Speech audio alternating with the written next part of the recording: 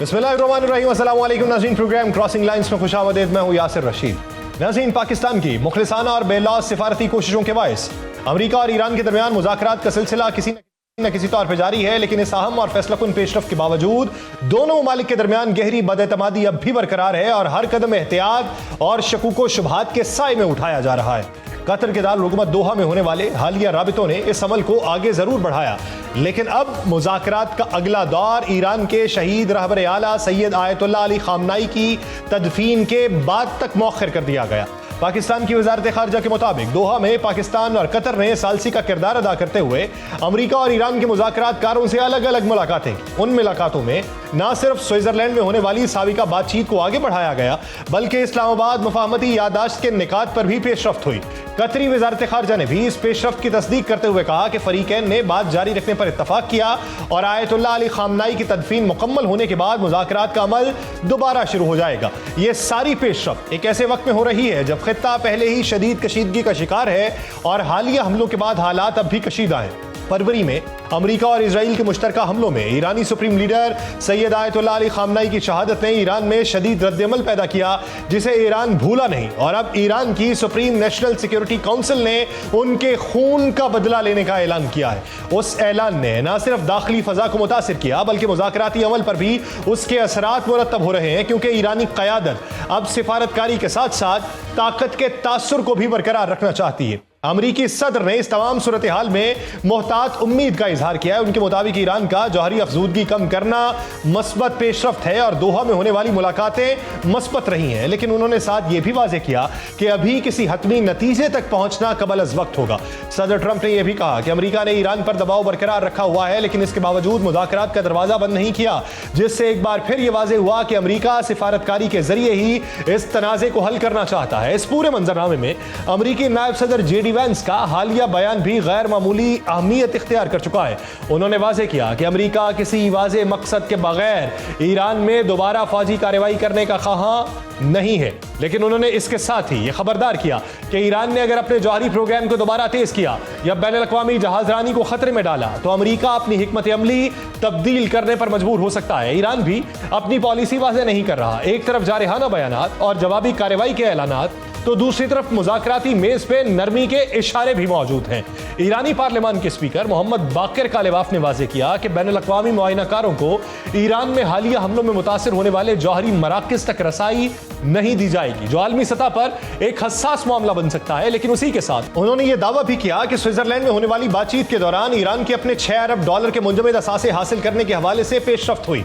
मुंजमद असासों का मामला इस पूरी सिफारती कशमकश का एक मरकजी नुक्ता बन चुका है। ईरान का मौक़िफ़ है कि उसके $100 अरब से ज़ायद के असासे मुख्तलिफ ममालिक में पाबंदियों के बायस मुंजमद हैं और उन तक रसाई उसकी अव्वलीन तरजीह है। एक रिपोर्ट की बताती है कि ईरान को अपनी मुंजमद रकूम का कुछ हिस्सा अमरीकी ज़रई मसनूआत खरीदने के लिए इस्तेमाल करने की इजाज़त दी जा सकती है, लेकिन ये एक रकम बराह रास्त ईरान को मुंतकिल नहीं की जाएगी, बल्कि मखसूस मकासद के इस्तेमाल तक महदूद रहेगी। ईरान के वज़ीर ज़राअत ने भी ये इंदिया दिया है कि अगर कीमतें मुनासिब हुई तो ईरान अमरीकी ज़रई अजनास की खरीदारी पर गौर कर सकता है।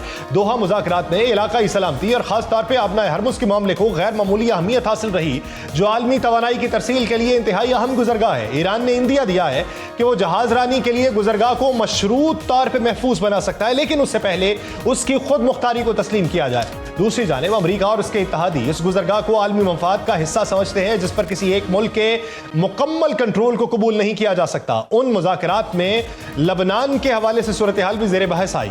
ईरान ने दो टोक अल्फाज में इजराइल पर मफाहमती अमल को सबूताज करने का इल्जाम आयद किया और ईरान का मौक़िफ़ वाज़ेह है कि खत्ते में कशीदगी कम किए बगैर किसी बड़े मुआहदे पर अमल दरामद मुमकिन नहीं होगा, जबकि अमरीका इस अमल को मरहलावार आगे बढ़ाने की ख्वाहिश रखता है।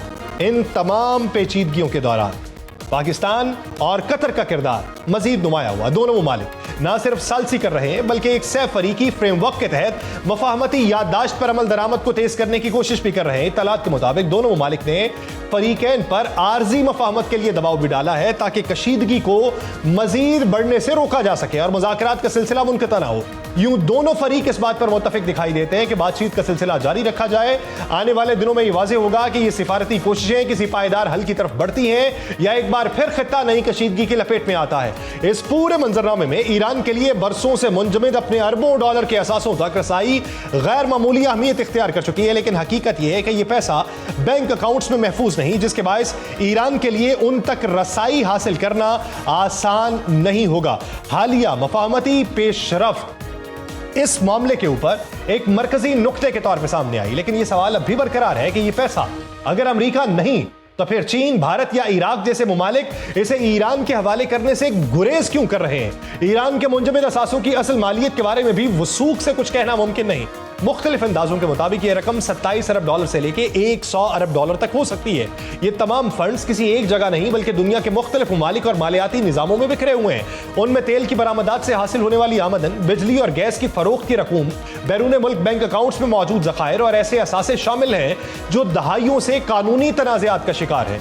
इस कहानी का आगाज 1979 से होता है, जब तेहरान में अमरीकी सिफारत खाने पर कब्जे के बाद पहली बार ईरान के असासे मुंजमद किए गए। बाद के बरसों में कुछ रकूम मुआहिदों के जरिए जारी हुई, लेकिन बड़ी मिकदार अब भी मुंजमद है। फिर 2011, फिर 2012 में ईरान के जौहरी प्रोग्राम पे खदशात के बायस इसे आलमी बैंकारी निजाम से अलग कर दिया गया और 2018 में अमरीका की जौहरी मुआहिदे से अलहदगी के बाद पाबंदियां मजीद सख्त हो गई, जिसके बायस ईरान की अपने मुंजमद असासों तक रसाई मुश्किल हो गई। इस सवाल का जवाब यकीनन दिलचस्पी लिए हुए है कि यह फंड्स आखिर है कहां। इसका जवाब सादा नहीं। ईरान के मुंजमद असासों का सबसे बड़ा हिस्सा चीन में मौजूद है, जो उसका सबसे बड़ा तेल खरीदार रहा है और अंदाजों के मुताबिक यह रकम 20 से 50 अरब डॉलर के दरमियान हो सकती है। इराक में ईरान की गैस और बिजली की बरामदात के बदले 10 से 15 अरब डॉलर के करीब रकम मौजूद है। जनूबी कोरिया के पास 6 अरब डॉलर 2023 में कतर मुंतकिल किए गए, लेकिन ईरान के इन असासों तक फौरी रसाई मुमकिन नहीं हो सकी। उसके अलावा भारत, जापान और यूरोपीय मालियाती मराकज़ में भी ईरानी फंड्स मौजूद हैं। दिलचस्प बात यह है कि अमेरिका के पास बराह रास्त ईरान के मुंजमद असासे कुछ ज्यादा नहीं और एक अंदाजे के मुताबिक ये तकरीबन 2 अरब डॉलर है, लेकिन इसके बावजूद उन तमाम फंड्स के मुस्तकबिल का फैसला बड़ी हद तक अमेरिका के हाथ में रहता है। उसकी वजह मौशी पाबंदियां जो ना सिर्फ ईरान बल्कि उन तमाम ममालिक, बैंक्स और कंपनीज पर लागू होती हैं जो ईरान के साथ माली लेन देन करें, जिसके बायस चीन, भारत और इराक मोहतात है। हालिया मफाहमती पेशरफ में ईरान के लिए कुछ मुआशी रिलीफ की बात की गई, जिसमें तेल की बरामदात में नरमी, बैंकारी और इंश्योरेंस के निजाम तक महदूद रसाई और मुंजमद फंड्स के इस्तेमाल के इम्कानात शामिल है। इसके साथ ईरान में तकरीबन 300 अरब डॉलर की सरमायाकारी का ऐलान भी किया गया ताकि ईरानी मईशत बहाल हो। लेकिन अमेरिका का मौक़िफ़ वाज़ेह है कि वो ईरान को बराह रास्त नकद रकम नहीं देगा, बल्कि इंफ्रास्ट्रक्चर, तवानाई और दीगर शोबों में सरमायाकारी करेगा। अमली तौर पर देखें तो ये फंड्स ईरान तक मुकम्मल तौर पर मुंतकिल होना अब भी मुश्किल है। माहिरीन के मुताबिक ईरान शायद इन रकूम को मखसूस ममालिक के अंदर इस्तेमाल तो कर सके, लेकिन उन्हें आलमी सतह पे अपने अकाउंट्स में मुंतकिल करना मुमकिन नहीं होगा। ईरान पे आयद कुछ पाबंदियां अमरीकी कांग्रेस के कवानीन का हिस्सा हैं, जिन्हें मुकम्मल तौर पे खत्म करना सदर के इख्तियार में भी नहीं बल्कि सिर्फ आर्जी रियायत दी जा सकती है। मिसाल के तौर पे माजी में 2015 के जौहरी मुआहिदे के बाद ईरान को कुछ माली रिलीफ मिला, लेकिन बैनुल अक़वामी बैंक मोहतात रहे। फिर जब 2018 में अमरीका उस मुआहिदे से अलग हुआ तो वही पाबंदियां दोबारा नाफिज हुई और ईरान के उन फंड्स तक रसाई रोक दी गई। यही वजह है कि आलमी सरमायाकार और मालियाती इदारे अब भी किसी नए मुआहिदे पर मुकम्मल एतमाद नहीं करते। हालिया दिनों में ईरान के सरकारी ज़राए ने दावा किया कि अमेरिका 12 अरब डॉलर जारी करने पर आमादा है, लेकिन अमेरिका ने उसकी तस्दीक नहीं की। उसके साथ एक और खदशा भी है कि ईरान के कुछ असासे खत्ते में होने वाले जंगी नुकसानात के मुआवजे के तौर पर इस्तेमाल किए जाते हैं, लेकिन ईरान इस तासुर की दो टोक अल्फाज में तरदीद करता है। ईरान की मईशत के लिए मामला इंतहाई अहम है। वर्ल्ड बैंक के मुताबिक 2024 में ईरान की मईशत का हजम तकरीबन 475 अरब डॉलर था और मुंजमद फंड्स का कुछ हिस्सा भी अगर जारी हो जाए तो ईरान को कलील मुद्दती रिलीफ फराहम हो सकता है। इस वक्त मुल्क में गैर मुल्की करेंसी की शदीद किल्लत, दरामदात महदूद हैं, कारोबारी ऑर्डर्स ताखीर का शिकार है। ये रकम अगर दस्तयाब हो जाए तो ईरानी रियाल को सहारा मिल सकता है, दरामदात में आसानी हो सकती है, मालियाती दबाव कम हो सकता है, मईशत के बुनियादी मसाइल हल हो सकते हैं, अफराते ज़र, सनती जवाल, सरमायाकारी के मसाइल अंदरूनी इस्लाहात के लिए नागुज़ीर हो चुके हैं। यूं ईरान के मुंजमद असासे सिर्फ माली वसाइल नहीं बल्कि आलमी सियासत, पाबंदियों और ताकत के तवाज़ुन की एक पेचीदा कहानी बयान करते हैं, जहां पैसा मौजूद होने के बावजूद उन तक रसाई यकीनी नहीं है। अमेरिका और ईरान के दरमियान मफाहमती यादाश्त पर दस्तखत के बाद खत्ते में वक्ती तौर पे अमन कायम है, लेकिन हालात की गर्द जो है वो इसे मजीद कशीदा कर रही है, क्योंकि मुज़ाकरात अभी इब्तदाई मराहिल में है, इसलिए हतमी नताइज का अंदाजा लगाना मुश्किल है। लेकिन ये वाज़ेह है कि ताकत के तवाज़ुन में हल्की सी भी तब्दीली बहुत सारे ममालिक के लिए बहुत सारी चीजें जो हैं उसके दूर रस असरात छोड़ेगी। खलीजी रियासतों का सबसे बड़ा खदशा यह है कि इन मुज़ाकरात की वजह से कहीं ईरान को जरूरत से ज्यादा रियायतें न मिल जाएं। वो इसलिए भी तशवीश का शिकार है कि मुआहदे में बैलिस्टिक मिसाइल प्रोग्राम पे पाबंदी का वाज़ेह तौर पर जिक्र मौजूद नहीं। खलीजी ममालिक के बैलिस्टिक मिसाइल से खौफ की वजह यह है कि ईरान ने उन बैलिस्टिक मिसाइल के इस्तेमाल से ही मैदान जंग में अपनी बरतरी साबित की। यह जिक्र करना भी दिलचस्प है कि अमेरिका अब ईरान के बैलिस्टिक प्रोग्राम पे नरमी दिखा रहा है, जबकि कभी उस पर पाबंदी आयद करने की तरजीहात अमेरिका की होती थी। इस तब्दीली ने खलीजी दारुल हुकूमतों में यह सोच पैदा की कि अमेरिका उनकी सिक्योरिटी तरजीहात को नजरअंदाज कर सकता है। इसके बावजूद यह कहना कि इस तनाज़े में सबसे ज्यादा नुकसान खलीजी रियासतों का हुआ एक सादा सा तज्जिया होगा, क्योंकि माहिरीन के नजदीक यह तस्वीर इससे कहीं ज्यादा पेचीदा है। खलीजी ममालिक ने न सिर्फ सूरत हाल का इदराक करते हुए अपनी पॉलिसी में लचक पैदा की, बल्कि वो बतदरीज एक ऐसे मॉडल की तरफ बढ़ रहे हैं जिसमें अमेरिका के साथ ताल्लुकात सिर्फ सिक्योरिटी तक महदूद नहीं, बल्कि उनका दायराकार मुआशी और सिफारती मफादात का इहाता करता है। दूसरी तरफ एक राय यह भी है कि इस कशीदगी ने तवील जंग की शक्ल इख्तियार कर ली है, और अगर इसने कर ली होती तो खलीजी ममालिक के लिए हालात कहीं ज्यादा खतरनाक हो सकते थे। और इस पूरे मंजरनामे में मौजूद मुफाहमत ने खलीजी ममालिक के लिए नुकसान कम किया। जंग के दौरान होने वाले नुकसान अपनी जगह, लेकिन एक तवील तसादुम इन ममालिक की मईशत, इंफ्रास्ट्रक्चर और इनके मुआशी मंसूबों को बुरी तरह मुतासिर कर सकता है। गुज़श्ता बरसों में सयाहत, टेक्नोलॉजी और दीगर शोबों में की गई सरमायाकारी एक गैर यकीनी माहौल के बायस दांव पर लगी। यूं ये सवाल पैदा होना फितरी है कि क्या खलीजी ममालिक जंग की मजीद कीमत भी अदा कर पाएंगे। ईरान की तामीर नौ के लिए मुजव्वज़ा फंड की बात हो या नुकसानात के अजाले के मुतज़ाद मुतालिबात हों, सूरत हाल एक ऐसे पेचीदा माली और सियासी अदम तवाज़ुन की तरफ बढ़ चुकी है जिसमें अदायगी उनके लिए मजीद खतरात पैदा कर सकती है। कुछ तज्जियाकारों के मुताबिक ये सरमायाकारी अगर मुश्तरका इक्तिसादी मफादात में बदलती है तो ये ईरान के रवैये को महदूद करने का एक जरिया भी बन सकती है। इस तमाम मंजरनामे में आबनाए हरमुज़ फिर मरकजी हैसियत इख्तियार कर चुकी है, जिसे ईरान मुज़ाकरात में दबाव के तौर पे इस्तेमाल करता आया है। कुछ ममालिक ने मुतबादिल रास्ते तलाश करने की कोशिश की है, लेकिन सबके पास यकसा मौके नहीं। ज़्यादा इम्कान तो यही है कि खलीजी ममालिक आबनाए हरमुज़ में खुलेआम किसी फीस या कंट्रोल की मुखालिफत करेंगे, लेकिन अमली सतह पर आलमी उसूलों के तहत किसी महदूद और मुनज़्ज़म इंतज़ाम को कबूल कर सकते हैं। और इस पूरी सूरत हाल का दिलचस्प पहलू यह है कि ईरान और अमरीका दुनिया के खास तौर पे खित्ते में ताकत के तवाज़ुन को तब्दील करने का इंदिया दे चुके हैं। एक रिपोर्ट ये बताती है कि हालिया जंग में इजराइल अपनी सियासी और सिफारती तवानाई का बड़ा हिस्सा इस्तेमाल कर चुका, जबकि उसने मगरबी दबाव और खास तौर पे अमरीकी नाराजगी का सामना किया।